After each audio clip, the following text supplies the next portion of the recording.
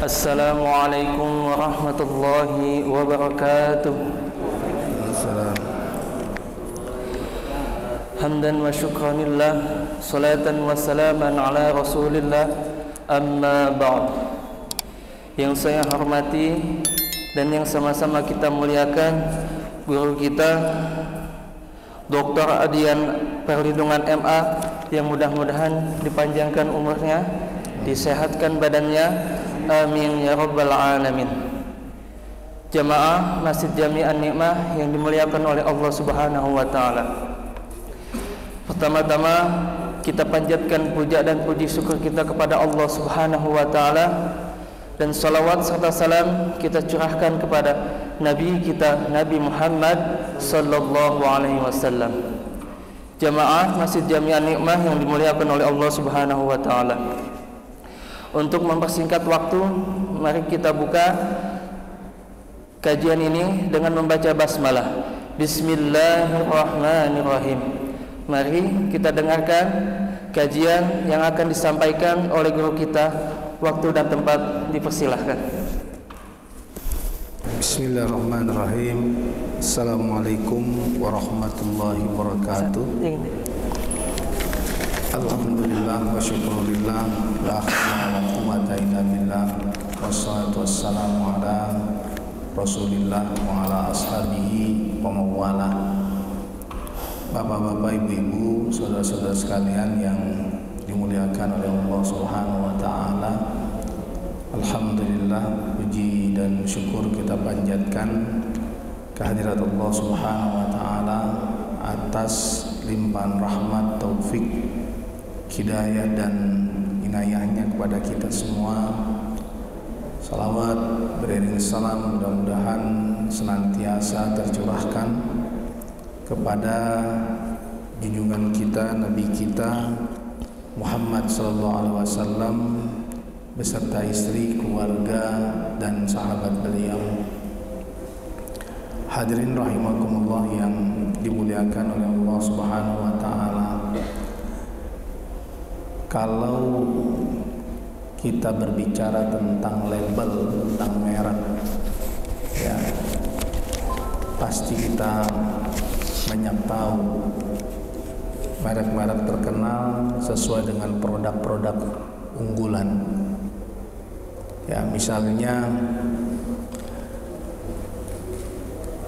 yang pegang air mineral adalah Aqua. Ya, yang pegang air mineral adalah Aqua. Kalau Bapak ke warung, Bapak tanya, ada air Aqua enggak? Orang warung akan jawab, ada. Yang fit ya Pak? Ada. Yang fit ya Pak? Yang kita tanya adalah air Aqua. Yang kemudian yang punya warung menjawab mereknya fit, yang fit. Nah, itu produk unggulan air mineral adalah Aqua, dan perusahaan ini cukup banyak menggelontorkan uang untuk membangun mereknya. Kalau pasta gigi yang paling berhasil itu apa Bapak Ibu? Bukan Pepsodent, odol. Kemana-mana kita cari odol, ada odol enggak? Padahal odol itu adalah sebuah merek zaman dulu. Ya, merek pasta gigi bernama odol. Kalau nggak salah saya sekarang di Eropa masih ada itu odol. Nah, kita cari odol. Bener nggak cari odol kan? Bener. Cari odol. Padahal harusnya kita cari pasta gigi, ada nggak? Ada, pasti Pepsodent. Gitu. Kalau di Indonesia Pepsodent mereknya, tapi orang nggak bilang ada Pepsodent nggak ada. Pasti ada odol nggak? Ada, merek Pepsodent katanya. Ya, kalau kita ngomongin deterjen, maka deterjen itu yang megang mereknya adalah Rinso. Ya, begitu juga kalau kita bicara sabun colek adalah apa? Ekonomi. Ya. Kalau kita bicara produk mobil, di mana-mana orang ngomongin Toyota. Ya, Toyota. Nah, itu merek Bapak Ibu. Ya, merek itu cukup cukup penting, dan perusahaan-perusahaan produk itu menggelontorkan uang cukup banyak untuk membangun sebuah merek. Nah, menurut saya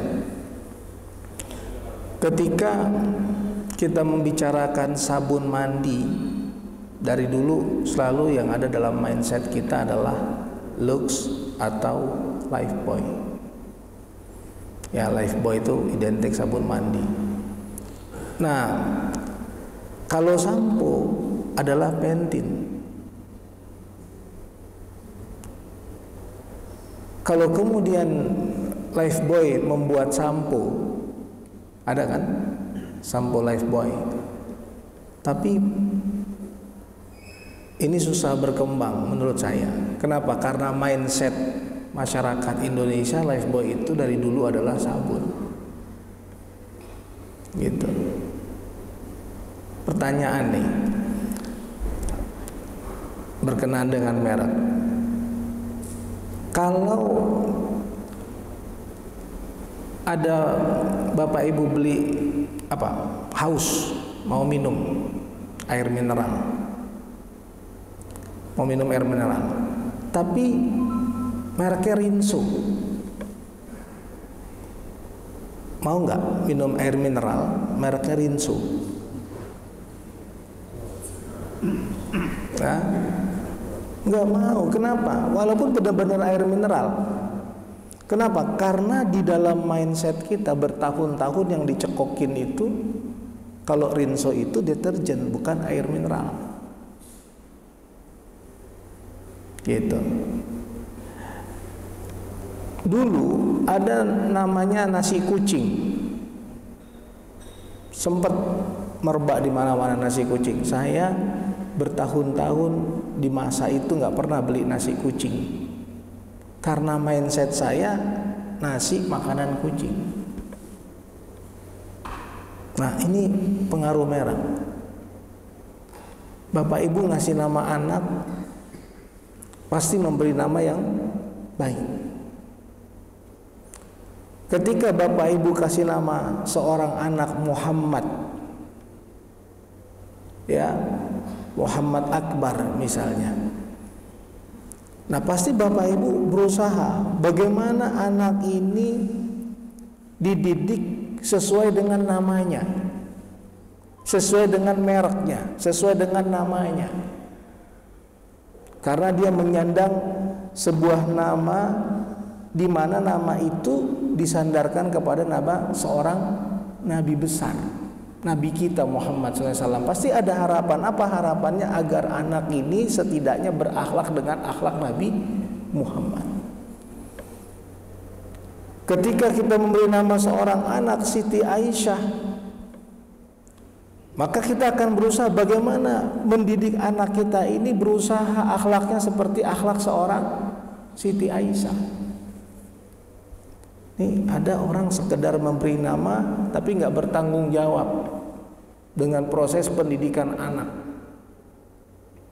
Akhirnya beberapa kali nama Muhammad itu bermasalah dengan masalah hukum.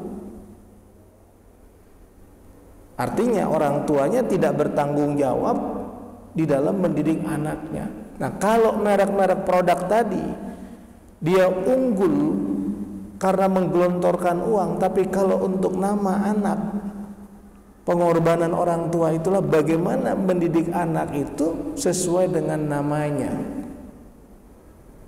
Ya, sesuai dengan namanya.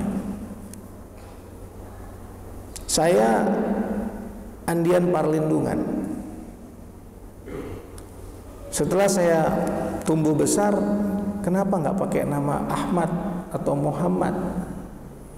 Tapi nenek saya bilang dikasih nama Parlindungan. Dia bilang apa? tidak harus berbau bahasa Arab. Yang penting maknanya. Perlindungan itu selalu melindungi, selalu mengayomi, selalu menyayangi, memberi perlindungan kepada orang lain. Oh, bagus maknanya menurut saya. Bapak Ibu sekalian, bagaimana kita membranding nama kita? Ada istilah personal branding.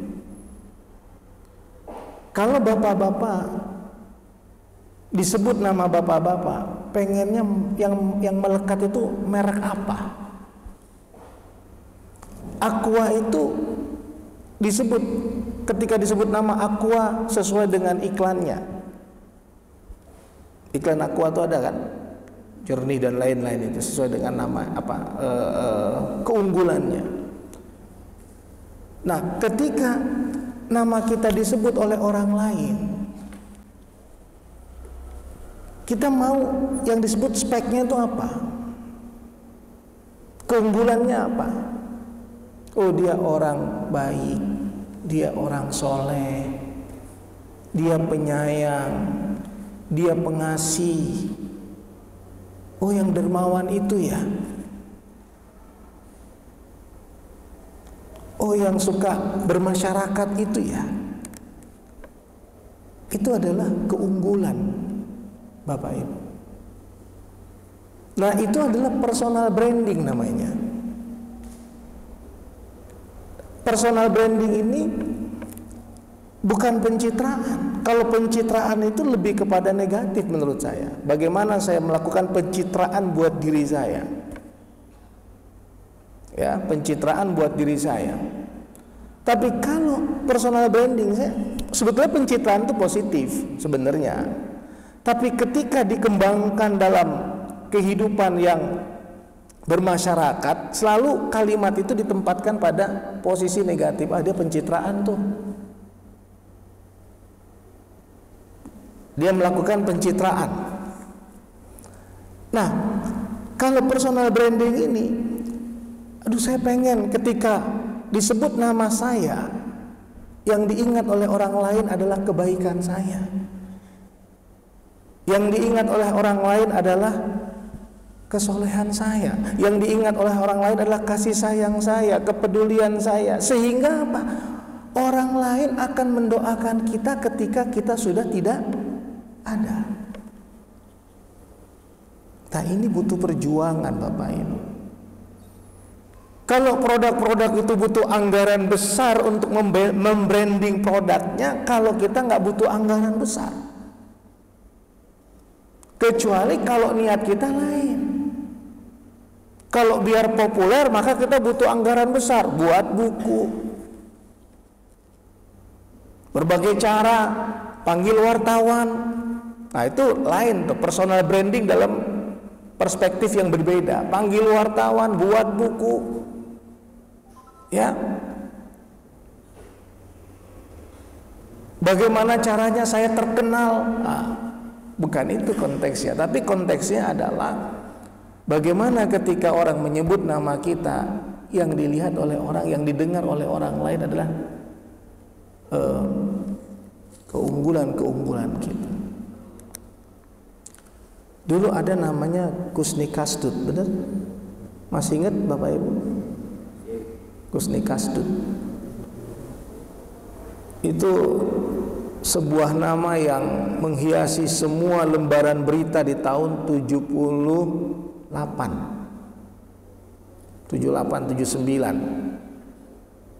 Nah, siapa Kusni Kasdut? Baca sosok dia itu, yang preman keluar masuk penjara di tahun-tahun 78, 79. Nah, ada nggak yang berani ngasih nama anaknya sekarang Kusni Kasdut? Nggak ada. Karena apa? Nama itu tidak punya keunggulan dengan berkaitan dengan orangnya. Bahkan yang pernah menyandang nama itu orang yang nggak pernah benar. Menurut kacamata hukum, pada saat tahun 78-79. Nah, bagaimana tanggung jawab kita saat ini adalah dalam konteks yang positif, ya, membangun merek kita, Bapak Ibu. Sama dengan produk tadi, kalau sebuah air mineral sering disebut mereknya di mana-mana, pasti nilai jualnya tinggi. Nah, bapak-bapak, ibu-ibu juga begitu. Ketika disebut nama kita dengan keunggulan-keunggulannya, maka saya yakin banyak orang yang ingin bersaudara dengan kita, banyak orang yang ingin berteman dengan kita. Karena apa? Nilai kebaikan kita. Makanya kita lihat di dalam surat Al-Asr, wal asri innal insana lafi khusr. Semua manusia rugi. Semua manusia rugi. Yang tidak rugi illalladzina amanu wa amilus solihati wa tawasaw bil haqqi wa tawasaw bis sabr. Yang tidak mengalami kerugian adalah orang yang beriman dan beramal soleh, saling menasehati dalam kebenaran dan kesabaran. Berarti iman dan amal soleh itu adalah nilai diri seseorang. Bagaimana caranya kita menjadi orang yang beriman dan beramal soleh sehingga kita tidak menjadi orang yang rugi? Nilai diri kita itu adalah iman dan amal soleh. Dan Allah menilai seseorang itu karena iman dan amal soleh. Yang meninggal itu orang soleh, orang baik.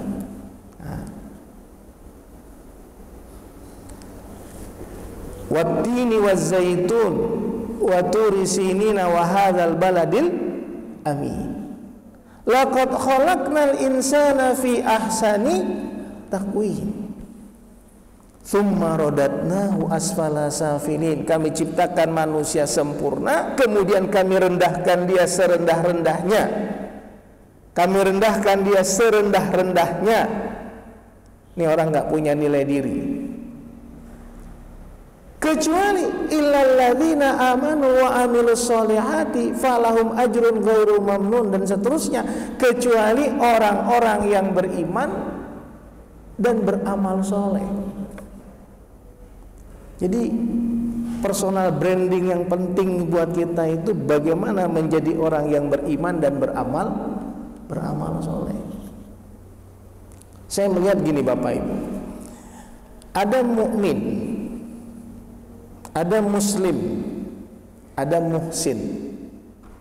Ya, ada mukmin, ada muslim, ada muhsin. Mukmin ini adalah orang yang memiliki keimanan. Itu mukmin. Ya, dia beriman dengan sepantasnya, apa yang dia harus imani itu mukmin. Dari iman kepada Allah sampai iman kepada hari kiamat. Kalau salah satu dari rukun iman itu tidak dia imani, dia tidak mukmin. Dia tidak mukmin. Dia beriman kepada Allah tapi tidak beriman kepada Nabi Muhammad, dia bukan mukmin. Dia beriman kepada Allah, beriman kepada Nabi Muhammad tapi nggak beriman kepada Al-Quran, dia tidak mukmin. Dia beriman kepada tiga itu tapi tidak beriman kepada qadar, tidak beriman kepada malaikat, tidak beriman kepada akhirat, maka dia tidak mukmin. Nah, ini nilai diri kita itu yang pertama pada keimanan. Nah, ini tidak ada yang tahu, Bapak Ibu, kecuali diri kita. Orang lain tidak tahu kecuali diri kita. Coba kalau sudah di jalan, ke tempat kerja, udah nggak kelihatan mana orang beriman, mana yang tidak. Betul? Saya pernah ketemu seseorang, saya pikir agamanya Islam. Kemudian orang lain ngasih tahu itu bukan Muslim, Ustaz. Artinya dia bukan Islam.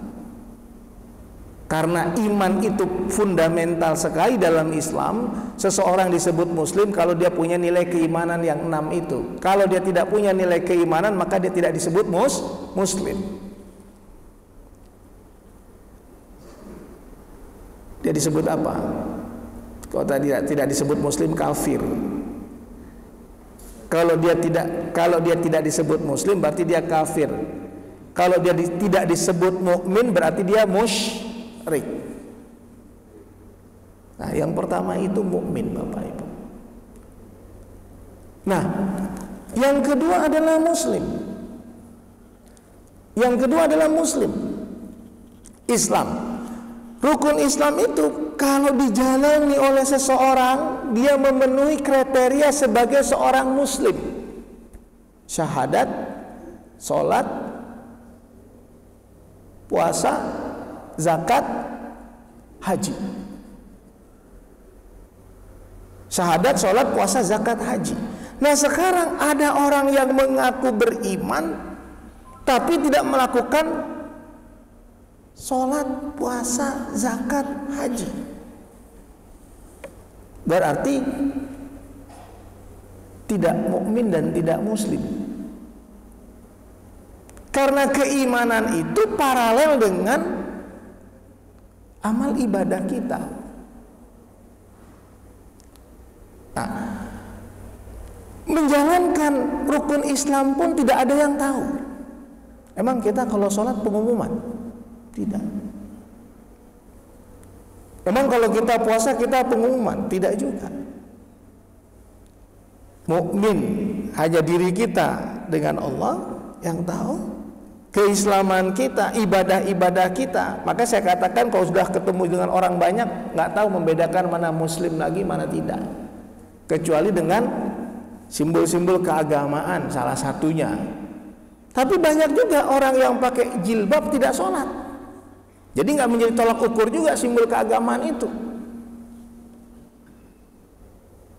Banyak juga orang-orang yang memakai pakaian-pakaian dengan simbol agama tapi kelakuannya tidak sesuai dengan agama. Nah, maka kalau seseorang sudah mukmin, dia muslim. Yang ketiga ini yang menjadi bukti keimanan dan keislamannya itu adalah muhsin. Dia senantiasa melakukan kebaikan-kebaikan di dalam hidupnya. Nah, nilai-nilai kebaikan ini bersumber atau berbasis kepada Quran dan Sunnah. Ya, kepada Al-Quran dan As-Sunnah. Berakhlak dengan akhlak Al-Quran dan As-Sunnah. Suatu ketika Aisyah ditanya oleh sahabat tentang akhlak Rasulullah SAW, Aisyah mengatakan akhlak Rasulullah adalah Al-Quran. Berarti berakhlaklah dengan akhlak Al-Quran. Ya, kita udah beberapa kali bahas tentang ayat-ayat yang berkaitan dengan akhlak dalam perspektif Al-Quran. Kalau As-Sunnah berakhlak dengan akhlak Rasulullah. Sementara Aisyah mengatakan akhlak Rasulullah adalah Al-Quran, berarti berakhlak dengan akhlak Rasulullah sama dengan berakhlak dengan Al-Quran. Dan Rasulullah SAW mengatakan, innama bu'istu liutammima makarimal akhlak. Aku diutus ke dunia ini karena ingin menyempurnakan akhlak. Rasulullah diutus oleh Allah untuk kehidupan di dunia ini karena ingin menyempurnakan akhlak. Nah, sekarang Bapak Ibu lihat di dunia ini, saya melihat nih jahiliyah modern, bahkan lebih jahiliyah dari zaman jahiliyah hari ini. Bayangkan, hari ini tuh lebih jahiliyah dari zaman jahiliyah. Baca berita, akhir-akhir ini ayah menghamili anaknya. Baca nggak beritanya? Beberapa kasus ayah menghamili anaknya, ibu menikah dengan anaknya. Ada 2 kasus. Ibu menikah dengan anaknya yang diusir dari kampungnya.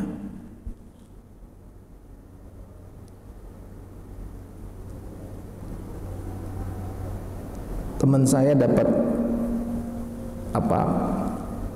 berita.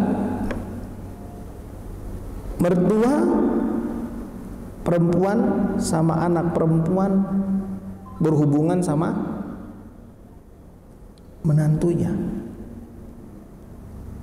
Ini jahiliyah, lebih jahiliyah lagi hari ini. Korupsi merajalela, kejahatan merajalela. Nah, Rasulullah SAW mengatakan, innama bu'istu liutammima makarimal akhlak. Tujuan aku diutus untuk menyempurnakan akhlak, memperbaiki akhlak. Berarti Rasulullah itu fi khuluqin azim, akhlak Rasulullah itu tinggi. Nah, itu Rasulullah nggak kepikiran pengen membangun sebuah merek dirinya, nggak ke situ. Karena itu manusia sempurna.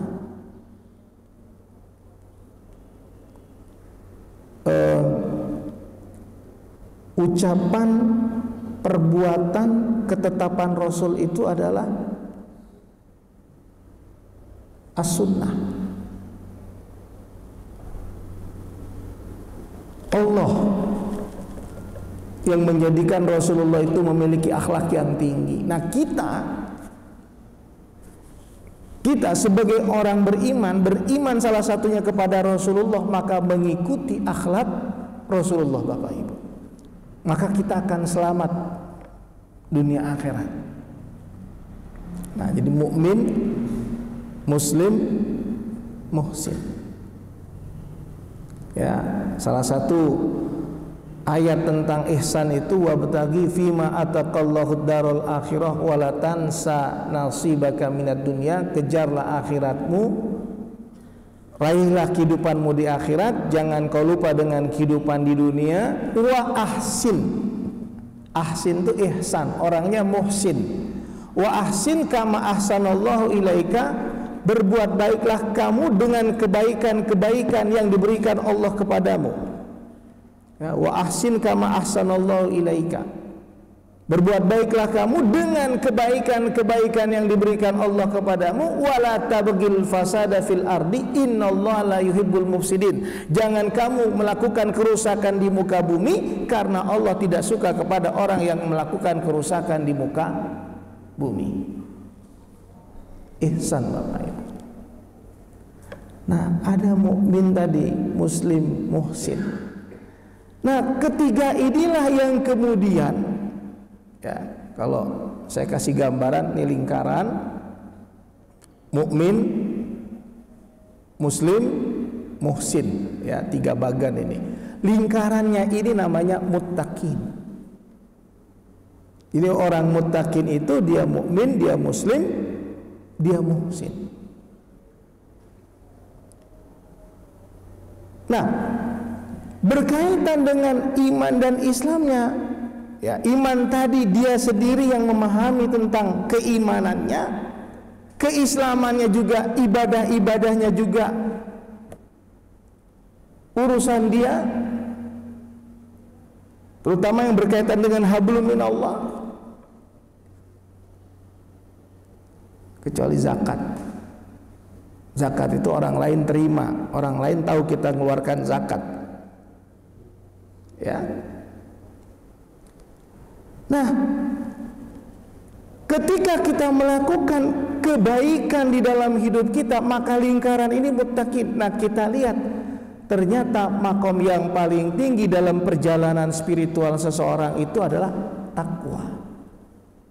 Makom muttaqin. Nah, muttaqin ini bukan hanya perkara iman dan ibadah saja, Bapak Ibu.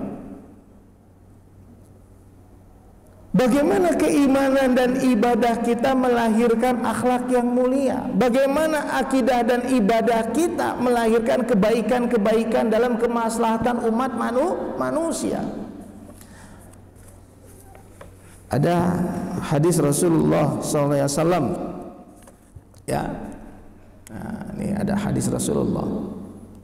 Dalam sebuah majlis, Rasulullah SAW pernah ditanya para sahabat, ya Rasulullah, apa ciri-ciri pribadi seorang muslim? Rasulullah SAW menjawab, ciri-ciri muslim itu apabila dia melihat kamu maka dia mendekat kepadamu. Saya kalau lihat bapak-bapak itu saya mendekat, merapat, kemudian menyegerakan salam, assalamualaikum. Nah itu yang pertama, ya, assalamualaikum, maka jawablah dengan waalaikumsalam. Lalu kau lihat tampak pada wajahnya selalu tersenyum. Bapak-bapak kalau ketemu jemaah satu komplek tersenyum kan? Jadi kalau ketemu saudara kita tidak dengan senyuman, bertentangan dengan hadis ini. Kenapa? Karena Rasulullah SAW mengatakan, pertama mengucapkan salam, kemudian tersenyum.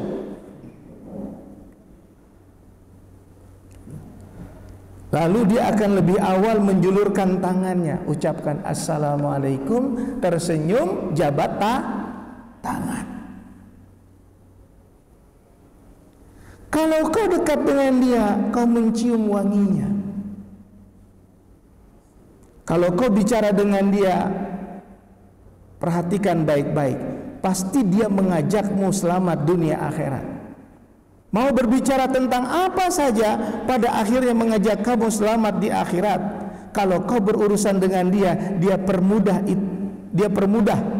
Itulah ciri-ciri pribadi muslim. Kalau bapak ibu berurusan dengan orang tersebut, dia akan mudahkan urusan kita. Nah berarti kalau ada orang mempersulit urusan kita, bertentangan dengan hadis ini. Ada orang yang tidak tersenyum, bertentangan dengan hadis ini. Ada yang tidak mengucapkan salam padahal dia kenal kita, atau kita kenal dia, kita tidak mengucapkan salam, bertentangan dengan hadis ini. Ini kan personal branding. Oh orang itu ramah, oh dia kalau ketemu orang lain itu suka salam, senyumnya itu yang luar biasa. Ya, senyumnya luar biasa. Artinya apa? Yang diajarkan oleh hadis itu kebaikan-kebaikan, sebagaimana akhlak Rasulullah itu menjadi nilai dirinya Rasulullah. Jadi iman itu personal sekali antara kita dengan Allah. Ibadah itu juga begitu. Nah yang dirasakan oleh masyarakat dengan ada hadirnya kita apa? Akhlak kita. Kepribadian seorang muslim itu Bapak Ibu. Ada hadis Rasulullah SAW, ya, alam yakun Rasulullah SAW fahishan wala mutafahishan wa kana yaqulu inna min khiyarikum ahsanukum akhlaqa. Pribadi Rasulullah bukanlah seperti orang yang keji dan jahat. Maka klaim terhadap Islam agama kekerasan itu tidak mungkin. Kenapa? Karena Rasulullah itu bukan pribadi yang jahat, yang keji. Bahkan Rasulullah SAW bersabda, sesungguhnya orang yang paling baik di antara kalian adalah yang paling baik budi pekertinya. Orang yang paling baik di antara bapak ibu ini adalah yang paling baik budi pekertinya. Berarti budi pekerti itu adalah modal kita untuk berinteraksi. Karena Rasulullah mengatakan orang yang paling baik di antara kamu yang paling baik budi pekertinya. Berarti itu modal utama untuk berinteraksi, bersosialisasi. Kira-kira salah satu hadis tadi nih, pribadi muslim kalau kau ketemu dengan orang tersebut, ya orang itu mengucapkan salam, dia tersenyum kepadamu, dia menjulurkan tangannya, ya kalau kau berurusan dengan dia, kalau kau dekat dengan dia, dia wangi, kalau kau berurusan dengan dia, dia memudahkan urusanmu. Nah kira-kira Bapak Ibu cinta nggak dengan sosok ini?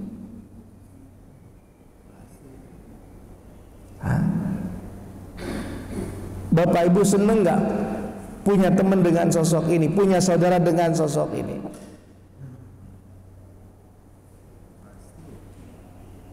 Itu salah satu yang yang harus diupayakan menjadi personal branding kita. Bagaimana orang berurusan dengan kita, kita mudahkan urusannya. Bagaimana orang dekat dengan kita, kita tersenyum, kita memberikan kebaikan buat orang lain, membawa kebaikan buat orang lain. Itu hadis muttafaq alaih. Dan kemudian Rasulullah mengatakan, yang menguatkan hadis itu, sebaik-baik orang di antara kalian adalah yang paling baik akhlaknya, yang paling baik budi pekertinya. Saya selalu bilang sama teman-teman yang punya bisnis,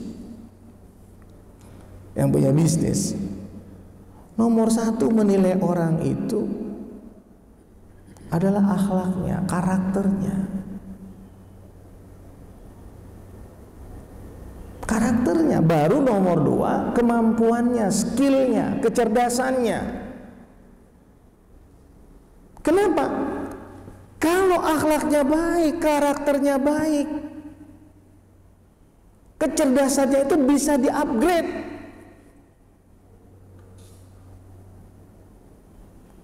Tapi orang yang cerdas, kalau akhlaknya baik, nggak bisa, susah mengupgrade. Kenapa? Karena itu berkaitan dengan sekian puluh tahun perjalanan hidupnya. Ada seorang jemaah, saya sudah sampaikan kalau nggak salah di sini, dia OB. Jemaah saya ini punya anak buah OB, office boy. Tapi karena akhlaknya baik, perilakunya baik, tanggung jawab, pengertian, peduli, dapat dipercaya, itu si OB tadi itu dikuliahkan Bapak Ibu. Nah, cerdasnya di-upgrade, maka dikuliahkan dia. Begitu kecerdasannya meningkat, pekerjaannya dinaikkan, bukan OB lagi, jadi karyawan.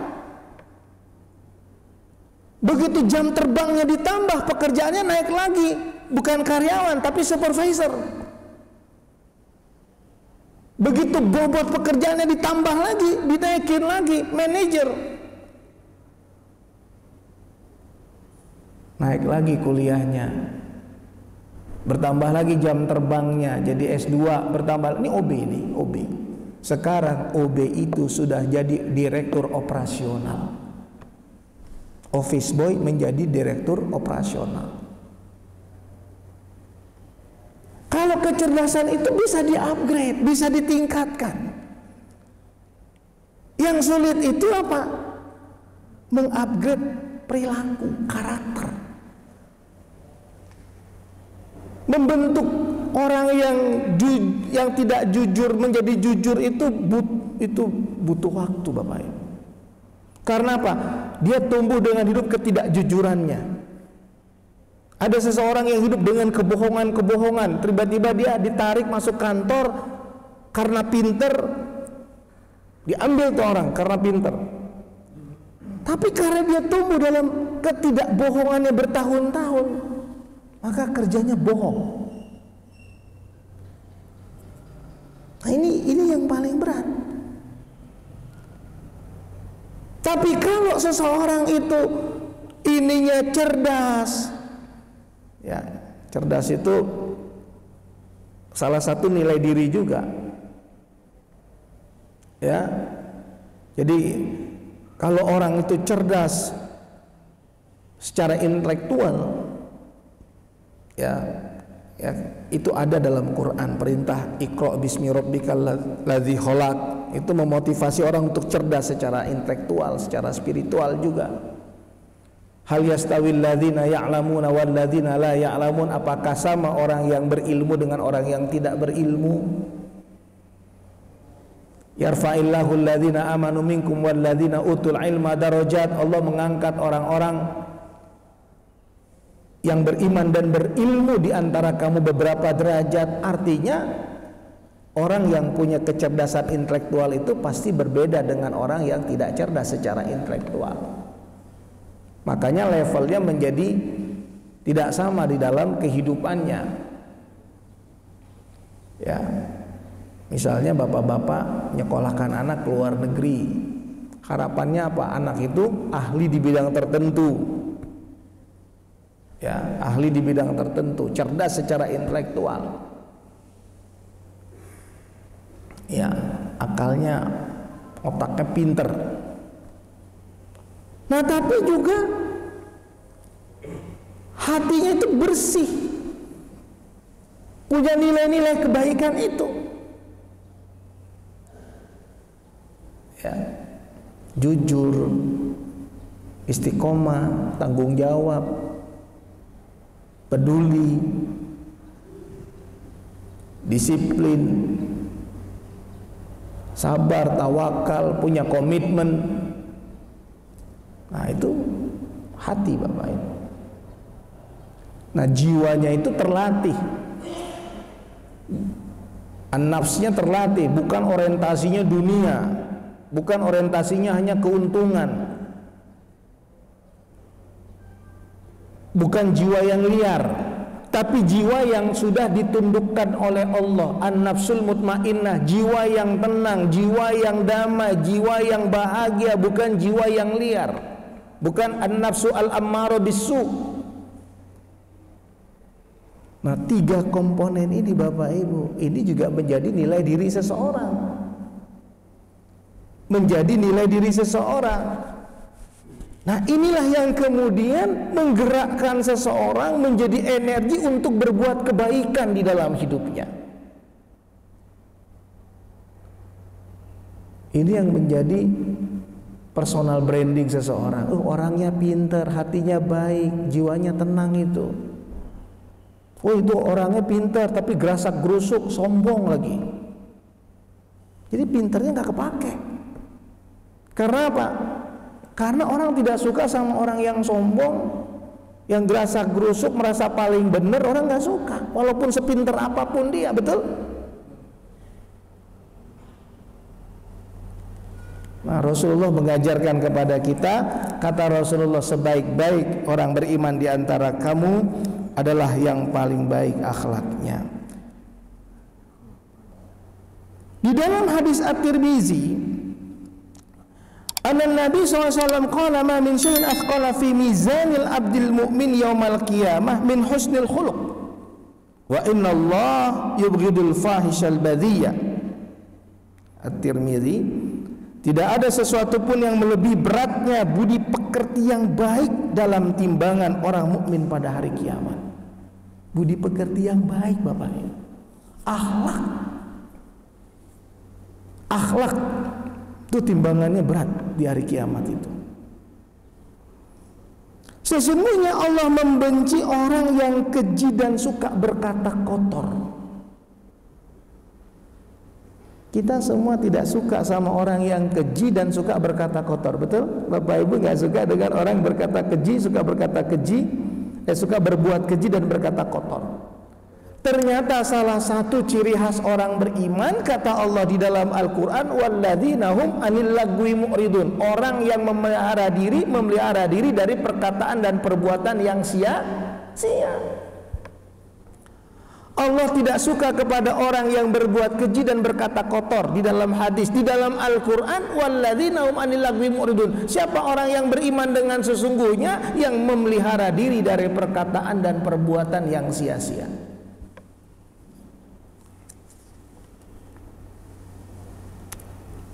Di hadis yang lain, wa an Abi Hurairah radhiyallahu anhu qala su'ila Rasulullah SAW an aktsari ma yudkhilun nasal jannah, qala taqwallah wa husnul khuluq.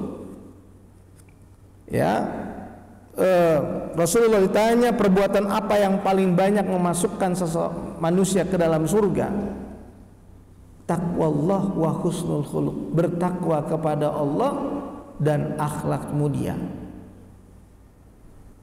Jadi rajin sholat, rajin puasa, tapi akhlaknya nggak mulia. Kita kehilangan nilai diri kita. Kemudian ditanya perbuatan apakah yang paling banyak memasukkan seseorang ke dalam neraka? Wa su'ila an aktsari ma yudkhilun nas an-nar faqala al-fam wal farj. Al-fam wal farj. Mulut dan kemaluan. Ini menyebabkan orang banyak masuk neraka itu karena mulutnya dan kemaluannya itu. Nah, Al-Quran mengatakan siapa orang yang mukmin dengan sesungguhnya, walladzina hum li furujihim hafizun, orang-orang yang memelihara kemaluannya kecuali terhadap istri mereka, pasangan hidup mereka. Orang pintar, wah dia pintar, dia hebat, tapi pezina. Dia pintar, dia hebat, tapi suka membuli orang, merasa dirinya paling benar. Suka nggak dengan orang itu? Nah, berarti orang ini nggak punya personal brand. Ada personal brandingnya, ada tapi jelek. Nggak. Jadi gini, ketika disebut nama dia, oh itu tukang zina itu. Brandingnya jelek, mereknya jelek. Ah, jangan minum air itu tuh, air merek itu bau, agak bau, betul nggak? Ah, itu berarti mereknya jelek tuh. Coba perhatiin, warnanya butek.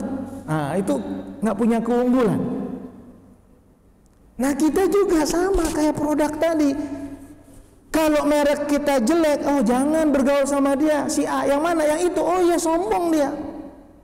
Oh, nggak punya kepedulian itu sama lingkungan. Tetangganya aja suka sakit sama dia itu. Nah, jelek, mereknya jelek itu mereknya. Misalnya nama dia ya, kalau kita kasih nama saya takut ada nama dia, makanya kita kasih nama Batu misalnya. Ini tetangga ini, ya tetangga ini si Batu sebelah, gitu kan? Nah, kemudian suatu ketika dia punya yang kitanya punya kemanakan, baru lahir. Dari kemanakan kita baru melahirkan, maka kita punya cucu dari kemanakan kita. Tanya, Pak D, aku mau kasih nama ini Pak D. Janganlah, itu nama tetangga Pak D, orangnya nggak bagus. Nah kan mereknya jadi nggak bagus itu. Umumnya terjadi dalam masyarakat kita, jangan kasih nama itu deh, tetangga Pak D orangnya nggak bagus banget. Nanti Pak D lihat cucu Pak D sama kayak lihat muka tetangga Pak D. Nggak bagus. Nah, jadi merek itu penting Bapak Ibu. Nah, untuk kita jangan lupa, mukmin itu urusan kita yang punya keyakinan, muslim itu ibadah kita.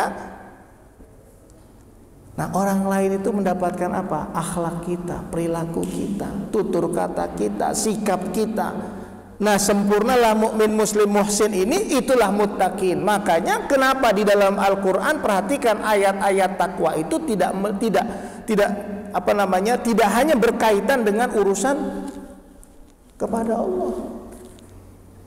Ayat takwa menjelaskan tentang sholat, ya, tentang iman kepada Allah, ya, tapi juga tentang sedekah, zakat, infak, berbuat baik, menepati janji, amanah. Nah, menepati janji itu apa? Akhlak. Amanah itu apa? Akhlak. Sedekah itu apa? Kemaslahatan sosial. Jadi, makanya ada hadis Nabi, ada hadis disebutkan oleh Abu Dawud.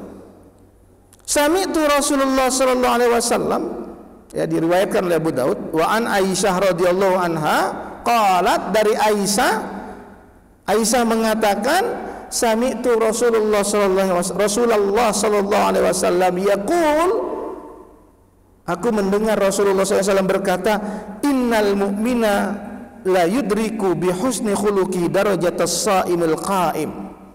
Sesungguhnya orang mukmin dengan budi pekerti yang baik, orang mukmin ya Bapak Ibu ya, ceritanya orang mukmin dengan budi pekerti yang baik dapat mengejar derajat orang yang selalu berpuasa dan sholat malam. Jadi kita ini mukmin, rajin sholat, puasa Ramadan kita jalan, zakat kita jalan, tapi kadang-kadang sholat malam kita itu kadang sholat, kadang enggak. Nah, unggulkan diri kita dengan budi pekerti yang baik, dengan akhlak yang baik, dengan akhlak yang mulia. Tapi jangan cuman akhlak mulia, ibadahnya enggak. Ada orang tuh pengen dikenang akhlaknya baik, perilakunya baik, tapi ibadahnya enggak ada, itu salah. Tapi kalau sudah beribadah, kemudian kadang-kadang kita sholat malamnya juga sesekali, ya sempurnakanlah dengan akhlak yang baik. Syukur alhamdulillah, ibadah wajib kita jalan, ibadah sunnah kita jalan, akhlak kita baik. Subhanallah Bapak Ibu, ahli surga insya Allah. Nah itulah muttaqin itu. Makanya ayat-ayat tentang takwa di dalam Al-Quran tidak selamanya berkaitan dengan hablum minallah. Ada yang berkaitan dengan hablum minallah, ada yang berkaitan dengan hablum minan nas. Al-Baqarah ayat 1 sampai 5 itu, di situ ada tentang keimanan kepada Allah, tentang sholat, ya, tentang sholat, tentang infak. Tapi Ali Imran 133, 135 itu lebih banyak tentang muamalah ma'an nas, takwa itu, ya, menginfakkan harta, menahan marah, memaafkan kesalahan orang lain, hablum minan nas, akhlak.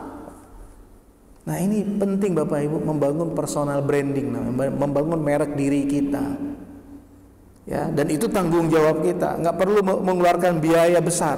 Kalau kita pengen mengeluarkan biaya besar, mengeluarkan baleho, kemudian panggil wartawan, nah itu lain maksudnya, personal brandingnya udah beda, bukan itu. Itu pengen populer, pengen terkenal. Nah, personal brandingnya beda. Kalau yang saya maksud ini bagaimana kita dicintai oleh Allah dan dicintai oleh manusia. Ketika orang lain menyebut nama kita seperti menyebut sebuah produk, orang mengingat keunggulan-keunggulan kita, kebaikan-kebaikan kita. Begitu kita sudah nggak ada, orang mendoakan kita. Itu pentingnya Bapak Ibu sekalian yang dimuliakan oleh Allah.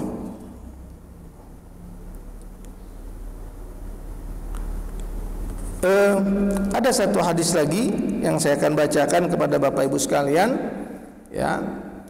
Abu Umamah Al-Bahili radhiyallahu an berkata bahwa Rasulullah SAW bersabda, aku berani menjamin, kata Rasulullah, sebuah rumah di surga bagian bawah lagi orang yang meninggalkan debat kusir walaupun dia benar. Ada sebuah rumah tapi di bagian bawah surga. Wallahu a'lam bagaimana membayangkannya, walaupun dia benar tapi suka debat kusir. Nah debat itu juga ada etika, ada tata krama. Anggota DPR itu kalau dia bilang sama orang tua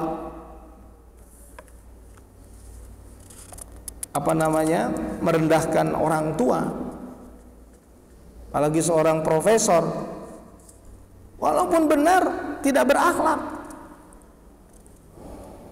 Benar, walaupun benar, apalagi salah. Itu enggak berakhlak. Benar tidak berakhlak, tempatnya di bawah di surga. Udah enggak benar, enggak berakhlak, Allahu a'lam di mana tempatnya. Sebuah rumah di surga bagian tengah bagi orang yang meninggalkan dusta walaupun dia bergurau. Wah, meninggalkan dusta. Jadi dia walaupun dia bergurau, dia nggak mau dusta. Nggak ada bohong itu bohong yang baik gitu. Bohongnya tetap bohong gitu. Artinya kita sudah harus mulai meluruskan, usahakan jangan berbohong. Nggak ada bohong untuk kebaikan, ya kan? Tetap bohong namanya kan? Tetap bohong namanya. Ya. Dan sebuah rumah di bagian atas bagi orang yang selalu baik budi pekertinya. Ya. Sebuah rumah di bagian atas bagi orang yang baik budi pekertinya. Jadi Bapak Ibu sekalian, itulah pentingnya membangun merek pribadi kita dalam konteks kebaikan ya, bukan dalam konteks popularitas. Bagaimana caranya ketika orang menyebut nama kita, yang diingat oleh orang lain adalah kebaikan-kebaikan kita. Contoh, siapa yang berhasil membangun merek itu? Buya Hamka, Muhammad Hatta. Ini Muhammad Hatta. Nggak pernah terdengar di masyarakat kejelekan-kejelekan Muhammad Hatta, kejelekan-kejelekan Buya Hamka. Muhammad Nasir, ya, nggak terdengar tuh kejelekan-kejelekan Muhammad Nasir. Nah, itu berhasil membangun merek mereka itu dengan perjuangan, dengan pengorbanan. Jadi Bapak Ibu, hiasi diri kita dengan akhlak mulia, itulah nilai diri kita. Ya, semoga Allah meridhai kita. Ya, Allah muwaffiq ila aqwamit thoriq. Assalamualaikum warahmatullahi wabarakatuh. Ada pertanyaan?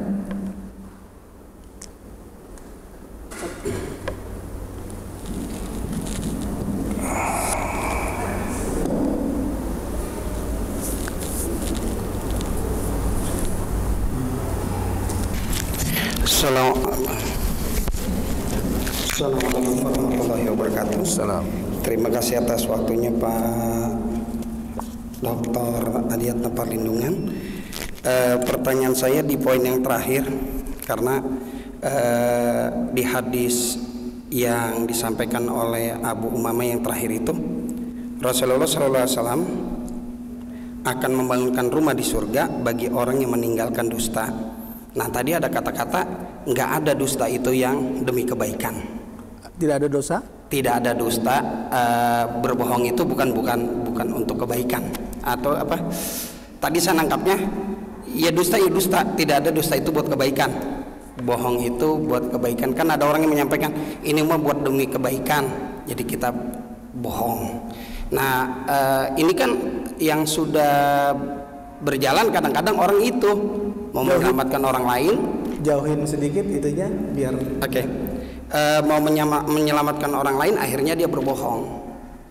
Nah, tadi kata-katanya bahwa bohongnya bohong, tidak ada kata bohong itu demi kebaikan. Kalau nggak salah Pak Haji tadi sempat menyampaikan itu. Nah, yang sekarang berjalan itu kan kita mau menyelamatkan orang lain, kita berbohong. Itu bagaimana Pak? Kaitan dengan hadis yang tadi disampaikan oleh Abu Umamah tadi. Itu aja yang terakhir. Ya, strategi berkomunikasi, ya, strategi berkomunikasi. Saya ini sebetulnya orang yang tidak jujur. Saya adalah orang yang tidak jujur. Sebenarnya saya ini adalah orang yang tidak peduli. Sebenarnya saya ini orang yang tidak punya rasa tanggung jawab. Tapi biar Bapak Ibu bisa terima saya, maka saya menjelaskan bahwa saya ini adalah, Bapak Ibu, saya orangnya jujur banget. Dan kalau Bapak Ibu tahu, saya sangat peduli sama orang lain. Dan tetangga-tetangga bilang saya adalah orang yang paling bertanggung jawab. Padahal realitanya tidak. Nah, saya meyakinkan Bapak Ibu saya jujur, saya peduli, saya adalah tanggung jawab. Padahal realitanya tidak. Nah, itu berarti bohong. Ya kan? Itu berarti bohong. Nah, tapi ada yang kemudian untuk meyakinkan orang, ya, sebetulnya saya ini memang jujur, saya ini memang bertanggung jawab, saya ini memang peduli orangnya. Nah, tapi kan kalau saya mengatakan Bapak Ibu saya orang yang jujur, saya orang peduli, orang tanggung jawab, walaupun realitanya saya seperti itu, nah ini orang nggak akan percaya, betul? Nggak perlu kita mengiklankan diri kita ini jujur, kita ini peduli, kita ini tanggung jawab, nggak perlu. Nah, dalam strategi berkomunikasi, maka apa yang harus kita lakukan? Bekerja, tunjukkan komitmen sama orang lain. Tanggung jawab seperti apa, peduli itu seperti apa, penyayang itu seperti apa, nggak penting itu. diomongin. Itu lebih indah sebetulnya. Nah, tapi ada orang-orang untuk mendapatkan apa yang dia inginkan. Yang ketiga, ada orang-orang untuk mendapatkan apa yang dia inginkan, untuk mendapatkan empati dari orang lain. Saat menyampaikan pesan-pesan agama, ada pesan-pesan kebohongan di situ. Tapi selalu demi kebaikan, nggak apa-apa deh saya berbohong di dalam hati. Padahal cerita itu di-create, cerita itu tidak pernah ada, tapi untuk kebaikan dia berbohong. Kan tetap namanya bohong kan? Itu yang saya maksud, tetap namanya bohong. Kalau kemudian ditunggangi oleh pesan kepentingan pribadi, maka nggak ada nilainya di situ. Kehilangan nilai amal soleh di situ. Malah bisa berdosa kalau ditunggangi oleh kepentingan pribadi. Tapi kalau untuk kemaslahatan, ya tetap saja bohong, walaupun muatannya kebaikan. Nggak apa-apa deh bohong demi kebaikan. Nah, ini tetap, kalau menurut saya bohong ya bohong. Makanya dalam strategi berkomunikasi, usahakan yang kita utamakan nilai-nilai kebaikan tanpa harus berbohong. Gitu maksud saya. Sampaikan nilai-nilai kebaikan tanpa harus berbohong. Gitu ya Pak, yang paling penting. Sudah lagi? Cukup? Semoga Allah meridhai kita, merahmati kita. Semoga kita sehat walafiat. Ya, semoga Allah mudahkan urusan kita, lapangkan rezeki kita, hidup bahagia, dan ketika diwafatkan oleh Allah insyaallah husnul khatimah. Ya, Al-Fatihah.